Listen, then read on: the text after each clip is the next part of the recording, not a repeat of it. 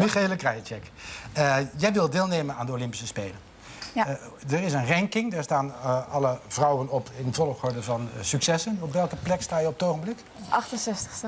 Is dat genoeg? Nee, ik moet 56ste staan. Goed, dan gaan we kijken hoe je dat gaat bereiken, door te trainen en met wie. We gaan even kijken naar alle successen, de hoogtepunten van de beginperiode van Michaela Krajicek.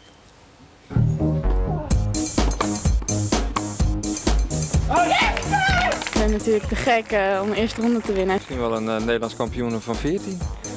Zal ik daar maar niet over nadenken.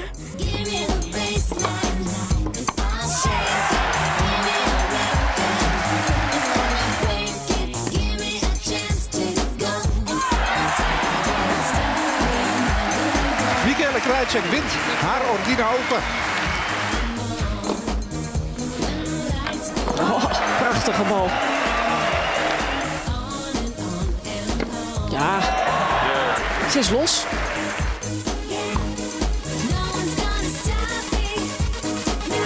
Het eerste matchpoint is meteen raak. En ze maakt hiermee een grote stap in haar carrière. Als wij voetballers aan tafel hebben, dan weten zij... bijvoorbeeld Willem van Hanegem, die toch al een tijdje niet meer actief voetballer is... die weet elke bal zo'n beetje nog. Wat hij gedaan heeft, waar hij stond, hoe het toeging... van wie hij hem kreeg en wat dan ook. Als je nu kijkt naar dit soort slagenwisselingen... weet je dat dan eigenlijk ook allemaal nog? Ja, het is natuurlijk heel moeilijk, omdat er natuurlijk wel veel van die wisselingen zijn. Maar de belangrijkste momenten natuurlijk, zoals jullie nu hebben laten zien... dat herinner ik me wel heel goed, ja. Kijk je daar ook nog wel eens naar? Ja, soms voor motivatie, maar niet al te veel. Motivatie van... Toen ging het goed, dus laat ik even kijken wat voor een gevoel dat was. Of ja, hoe ik het zoiets, toen, of ook technisch. Nou, natuurlijk, maar dan kijk ik de hele wedstrijd niet. Alleen de highlights natuurlijk, maar ja? Dus ja. Waarom was je toen zo goed, weet je dat?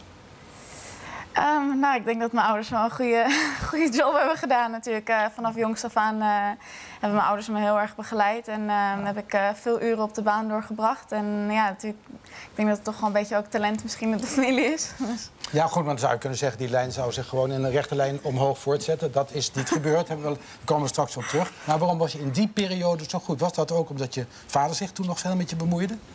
Ja, ik denk het ook. Ik denk ook vooral omdat ik gewoon...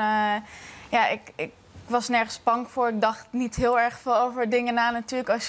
Ik was daar 18, dus ik dacht niet echt over heel veel dingen buiten de baan na eigenlijk. En tennis was gewoon echt mijn nummer 1 prioriteit. Dat is het nu nog steeds, maar dan komen er nog andere dingen bij. Dus is het eigenlijk zo dat op het moment dat je er wel over gaat nadenken... dat het dan minder goed gaat? Ja, dat was natuurlijk de 2,5 jaar dat het nu wat minder ging inderdaad. Er waren andere dingen die op een gegeven moment... mijn focus bijvoorbeeld kwijt was op de baan. En daardoor ging het gewoon wat minder. Dus. Ja, we moeten daar ook nog even naar kijken. Als we het snel doen, dan lijkt het alsof het bijna niet gebeurd is. Ja. Krajicek dus op halve kracht. En dat is zeker niet goed genoeg voor winst in de eerste ronde van een Grand Slam. Ja, shit gewoon. Een dubbelfout hier van Michaela Krajicek in die tiebreak. De tweede dubbelfout al. Dat heeft Krajicek aan zichzelf te wijten. Ze sloeg in totaal 6 dubbelfouten.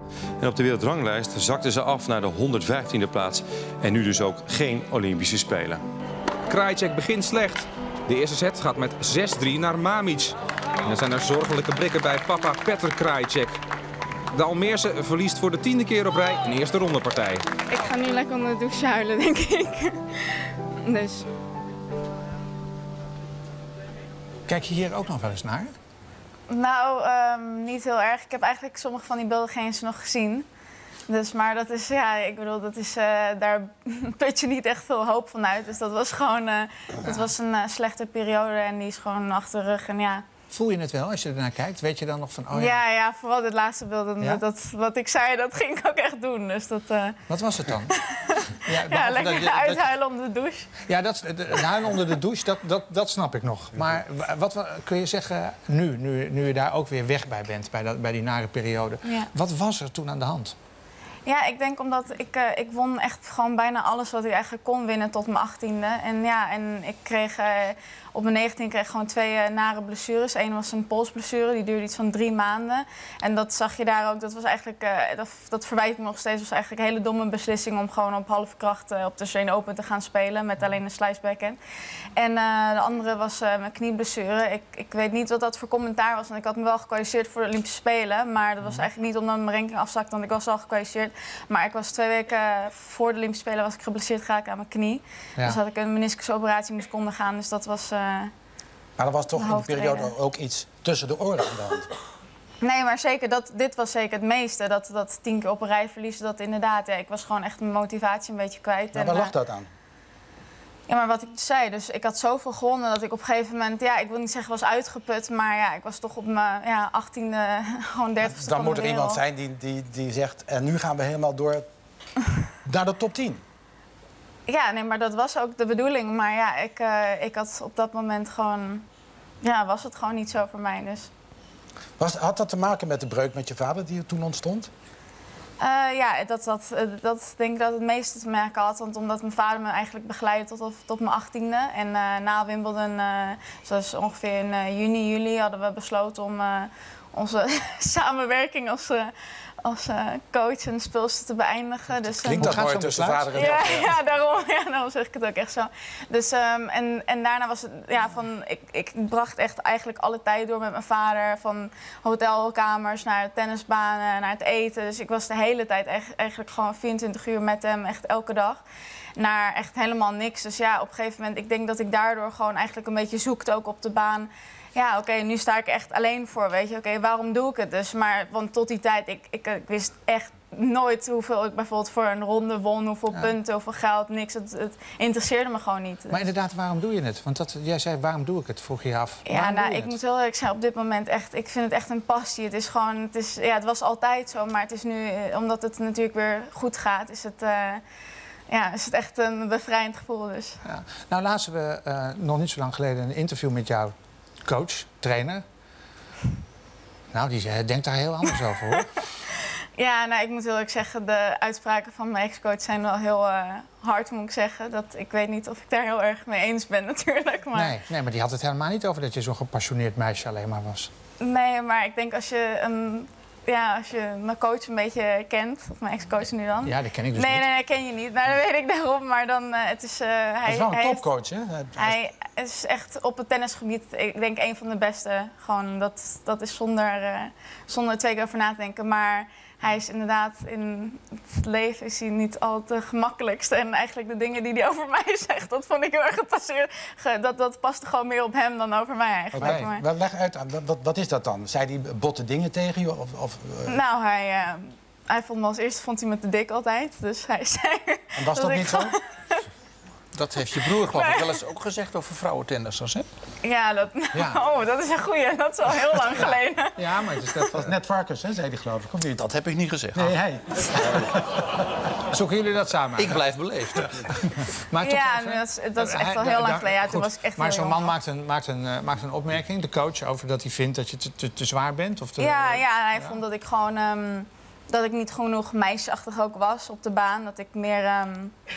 Maar is dat van belang in het tennis, of je meisjesachtig bent? Ja, nou, ik zou zeggen, vraag maar aan hem. Ik vond het ook niet. Kijk, ik doe gewoon mijn dingen. Ik concentreer me niet echt op het feit of...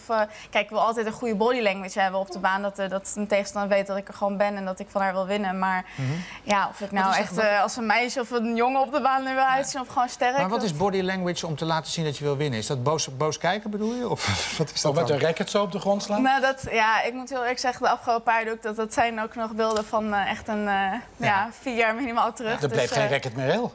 Nee. Gelukkig waren die rackets wel nog echt van goed materiaal. Dus het bleef wel lang goed. Maar in ieder geval... Wie heeft de beste body language van je concurrenten? Want daar kan je misschien niet van leren. Nou, ik denk Serena Williams en Maria Sharapova hebben zeker wel de beste body language. Die laten ook nooit zien dat er echt heel weinig... Dan moeten ze echt heel boos zijn, maar laten nooit zien dat er echt iets mis is. Ook al gaat het... minder. Want dat is belangrijk. Met body language is vooral laten zien dat als je in de put zit, dan dat moet je niet laten zien als het even misgaat. Nee, tuurlijk. Kijk, je moet ook wel een moment hebben wanneer je zelfs Federer die schreeuwt als bijvoorbeeld na een punt, dan schreeuwt hij even omdat het publiek is toch zit te klappen of wat dan ook. Maar dan hoor je het gewoon niet. Je kijkt er bijna niet naar. En ja, Andy Murray, dat hoef ik helemaal niet op in te gaan, want die scheldt de ene rally naar de ander. Dus. Maar jouw broer kan ook als het tegenstaat moedeloos over de baan sloffen. Dat iedereen zei, nou, je kunt zien dat hij eigenlijk wel weer wat pit nodig heeft, anders vertikt hij het. Ja, kijk, ik was natuurlijk heel jong toen Richard speelde. Dus ik heb er niet echt zoveel van meegekregen. Maar... Heb je dat nooit laten gezien? Nee, wel. Ik heb wel veel natuurlijk Wimbledon en ik heb natuurlijk al een paar keer gezien. Ja. Maar ja, ik heb zelf niet echt zijn wedstrijden echt bekeken. Maar ik vind hem Lekwins bijvoorbeeld niet heel erg. Maar hij is meer geconcentreerd, hij is ook rustig, weet je. Je ziet hem niet echt... Maar ja, ik had... Ja. Je bent je trainer kwijt nu. Dat is, en we hoeven er ook niet al te lang over door te zeuren en zo. Maar wie is nu je trainer? Want die heb je niet echt, geloof ik, toch? Nee, op dit moment, ja. Ik ben eigenlijk met Richard ook aan het werk. Maar Richard die kan nog niet echt veel met me reizen op toernooi. Dus dat is het enige minpunt eigenlijk. Dus, maar hij helpt me gewoon ook als ik hier ben. Maar we zijn samen eigenlijk op zoek naar iemand die bijvoorbeeld net zo van deze superkwaliteit als Erik heeft. Is dat niet een probleem als je je nu nog moet plaatsen voor de Olympische Spelen? En dus zo kort, want het is in augustus, dat je nu nog geen trainer hebt? Ja, kijk, ik bedoel, mijn niveau is nu de afgelopen paar maanden heel goed. Ik denk dat Erik me er heel veel bij heeft geholpen. En kijk, ik heb natuurlijk wel Richard en mijn vader, die nog steeds mijn vader zelfs, die me daar gewoon bij helpen. En gaan die dan mee naar elk toernooi? Nou, Richard niet. Nee, maar je Richard, vader in dit geval? Ja, mijn vader gaat nu wel een paar toernooien mee inderdaad. Ja, Want eigenlijk kun je niet zonder een coach, hè? Of zonder iemand, een praatpaal. Kijk, op dit niveau is het niet verstandig om alleen naar toernooien te gaan. Ik bedoel, je hebt wel... Ja, kijk, gebeurt dat wel? Het gebeurt zeker wel, ja. Kijk, sommige speelsters die kiezen er gewoon expres voor om zonder coach te gaan. Nemen ze bijvoorbeeld een hittingpartner mee, iemand waar ze gewoon mee kunnen trainen en slaan. En dan vinden ze het genoeg dat ze geen advies meer nodig hebben. Maar ik denk dat, ik heb het nu ook gemerkt natuurlijk, want met Erik was ik van de 180ste plaats naar de 80ste plaats ongeveer gestegen. En ja, dus ik zie dat het technische aspect, dat is echt heel belangrijk. Wat is, want dat interesseert me dan toch eigenlijk ook weer wel. Want die coach heeft jou van die 180ste naar die 80ste plaats gebracht. Natuurlijk moet je het zelf doen, maar hij heeft jou daarmee geholpen. Ja.